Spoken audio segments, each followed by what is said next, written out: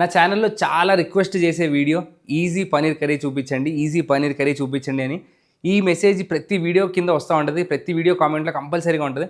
So ఇవాళ మీకు easiest paneer curry చూపిస్తున్నాను.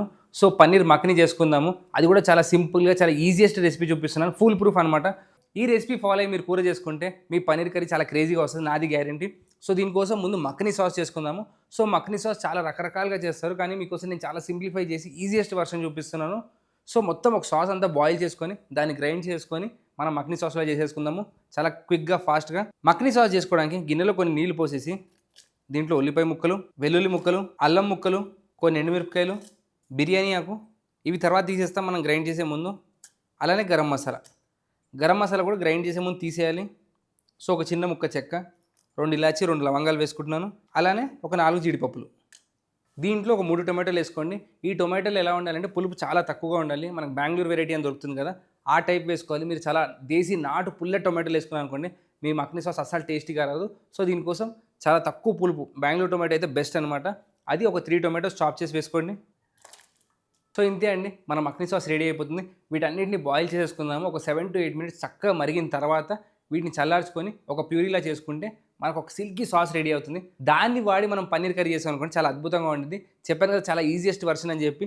సో ఈ మఖని సాస్ చేసుకొని మీరు బటర్ చికెన్ చేసుకోవచ్చు, చికెన్ లబాబ్దార్ చేసుకోవచ్చు, పన్నీర్ లబాబ్దార్ చేసుకోవచ్చు, ఎగ్ కర్రీస్ కూడా చేసుకోవచ్చు. మల్టీపర్పస్ గ్రేవీ అనమాట. సో దీన్ని చక్కగా బాయిల్ చేసుకొని చూపిస్తాను తర్వాత ఏం చేయాలో. ఇలా చక్కగా ఈ మసాలాలు, టొమాటో, ఉల్లిపాయ అన్నీ పర్ఫెక్ట్గా ఉడికిపోయి దాంట్లోంచి ఆ ఫ్లేవర్స్ అన్నీ బయటకు వచ్చేలా ఉడికించుకోండి. చూడండి, ఎప్పుడైతే టొమాటోలు ఇలా సాఫ్ట్గా మెత్తగా మగ్గిపోతాయో ఈ గ్రేవీ పర్ఫెక్ట్గా ఉడికిందని అర్థం.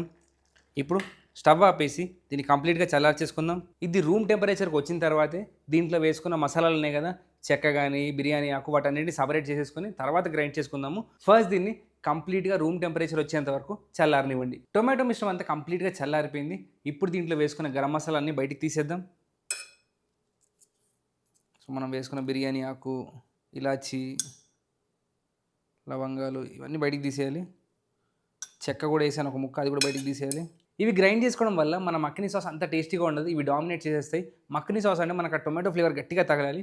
సో అందుకని ఇవి తీసేసి వీటిని ఫైన్ పేస్ట్లా గ్రైండ్ చేసుకుందాం. మన మఖని సాస్ని ఫైన్గా గ్రైండ్ చేసుకున్నాము.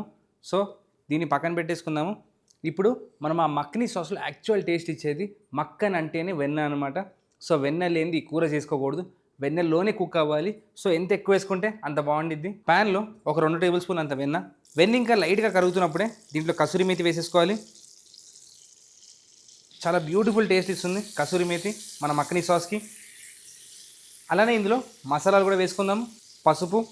సో పసుపు ఈ వెన్నెలో చక్కగా కుక్ అయ్యి పచ్చివాసన పోయిన తర్వాత ఇందులో కారం, 3/4 స్పూన్ ధనియాల పొడి, చిటికెడు గరం మసాలా, వీటన్నిటిని వేసి వెన్నెలో మంచిగా కుక్ చేసుకోండి. మసాలాలు ఎప్పుడైతే ఇలా వెన్నెలో మంచిగా కుక్ చేసుకుంటామో ఈ గ్రేవీ టేస్ట్ సూపర్ ఉండిద్ది అనమాట. సో ఇప్పుడు ఇందులో లైట్గా పెరుగు, ఒక 2 టేబుల్ స్పూన్ అంత పెరుగు, మన మసాలాలు మాడకుండా. ఇప్పుడు ఈ స్టేజ్లో మనము ఈ మఖని సాస్ ఈ గ్రేవీలో వేసుకుందాము. ఇక్కడ చూడండి, వెన్నెలో పర్ఫెక్ట్గా మసాలాలన్నీ కుక్ అయిపోయి మనకు మళ్ళీ వెన్నంతా బయటకు వచ్చేసింది. ఈ గ్రేవీ డైరెక్ట్గానే వేసుకోవచ్చు, కానీ స్ట్రెయిన్ చేస్తే చాలా క్లియర్గా వస్తుంది. ఒక సిల్కీ గ్రేవీ కావాలి అంటే మాత్రం కంపల్సరీగా స్ట్రెయిన్ చేసుకోండి. ఇలా మనం స్ట్రెయిన్ చేసుకున్న మఖని సాస్ని మసాలాల్ని కలిసేలా కలిపేసుకోవాలి. మసాలాల్ని వెన్నెలో కుక్ చేసుకున్నప్పుడు మనకి ఇలా బ్యూటిఫుల్ ఆరెంజిష్ రెడ్ కలర్ వస్తుంది గ్రేవీకి. అది చాలా ఇంపార్టెంట్ మఖని సాస్కి. దీంట్లో కొంచెం పంచదార, మనం వేసుకున్న ఆ పులుపుని కట్ చేయడానికి, టొమాటో రూపంలో పెరుగు రూపంలో ఉన్న పులుపుని కట్ చేయడానికి. సో ఇప్పుడు ఈ సాస్ని చక్కగా ఒక 4-5 నిమిషాల పాటు మరగనివ్వండి. మన గ్రేవీ చూడండి స్లోగా ఉడుకుతా మనకు కావాల్సిన చిక్కదనం దగ్గరకు వస్తుంది. ఇప్పుడు మనం ఇందులో పన్నీర్ వేసుకోవాలి.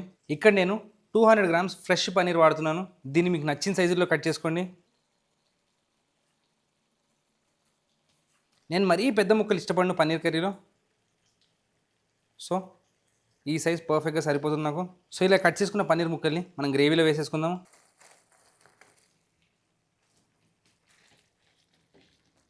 చూడండి, ఇలా పన్నీర్ ముక్కలు కూడా వేసేసి ఈ గ్రేవీలో ఒక 1-2 minutes సిమ్మర్ చేసుకోవాలి.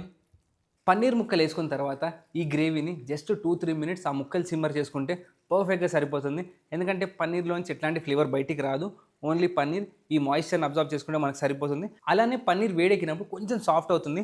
సో ఇలా ఒక 2-3 minutes మంచిగా కుక్ చేసుకుంటే అద్భుతంగా ఉంటుంది. మన పన్నీర్ మఖని సాస్ రెడీ అయిపోయింది. పన్నీర్ బటర్ మసాలా అని కూడా అంటారు కొంతమంది దీన్ని.